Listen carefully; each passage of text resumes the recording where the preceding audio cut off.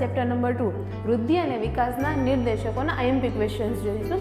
તેમાં આજે આપણે જોઈશું કે આર્થિક વૃદ્ધિ અને વિકાસનો અર્થ અને વ્યાખ્યાઓ. તો આર્થિક વૃદ્ધિ એટલે રાષ્ટ્રીય આવકનો વૃદ્ધિ દર અથવા વસ્તુ અને સેવાના કુલ ઉત્પાદન પ્રમાણમાં થતો વધારો. એટલે કે આર્થિક વૃદ્ધિ એટલે શું થશે કે કોઈ પણ દેશની રાષ્ટ્રીય આવકમાં વધારો થાય અથવા કે વસ્તુ અને સેવાનું જે કુલ ઉત્પાદન થાય છે એમાં વધારો થાય તો તેને આર્થિક વૃદ્ધિ કહે છે. આ વ્યાખ્યા છે એ હેન્સન આપી છે. ત્યારબાદ છે પ્રજાને વધુને વધુ વૈવિધ્યપૂર્ણ ચીજવસ્તુ પૂરી પાડવાની દેશની શક્તિમાં લાંબા ગાળા માટે થતો વધારો. એટલે વૈવિધ્યપૂર્ણ એટલે વિવિધ પ્રકારની જે ચીજવસ્તુઓ છે એનો પુરવઠો દેશની પ્રજાને પૂરો પાડવાની કોઈ પણ દેશની કેપેસિટીમાં જો વધારો થાય તો તેને આર્થિક વૃદ્ધિ કહીએ છીએ. ત્યાં આ વ્યાખ્યા આપી છે સાયમન ક્રુઝનેટ્સે. ત્યારબાદ છે આર્થિક વિકાસ.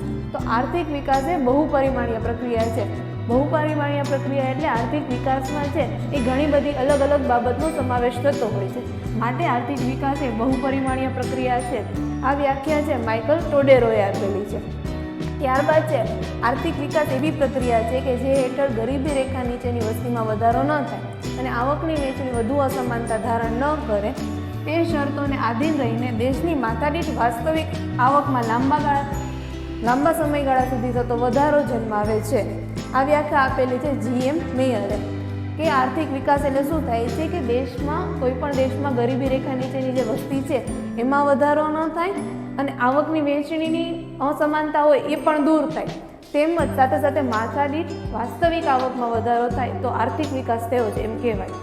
ત્યારબાદ વ્યાખ્યા છે કે વસ્તી સ્થિર હોય કે સતત વધતી હોય પરંતુ ઉત્પાદનના સાધનો અને ઉત્પાદનની રીતમાં ફેરફાર જન્માવતી એવી પ્રક્રિયા છે જેને લીધે માથાદીઠ આવકમાં સતત વધારો થતો હોય અને લોકોનું જીવન ધોરણ ઊંચું જતું હોય તો દેશનો આર્થિક વિકાસ થઈ રહ્યો છે તેમ કહેવાય. આ વ્યાખ્યા છે એ મેકલપે આપેલી છે. તો આમાં પણ એ જ વસ્તુ કહે છે કે માથાદીઠ આવકમાં વધારો થતો હોય સાથે સાથે ઉત્પાદનના સાધન અને ઉત્પાદનની રીતમાં ફેરફાર થતો હોય અને લોકોનું જીવન ધોરણ જો ઊંચું જતું હોય તો આર્થિક વિકાસ થયો છે એમ કહેવાય. Thank you.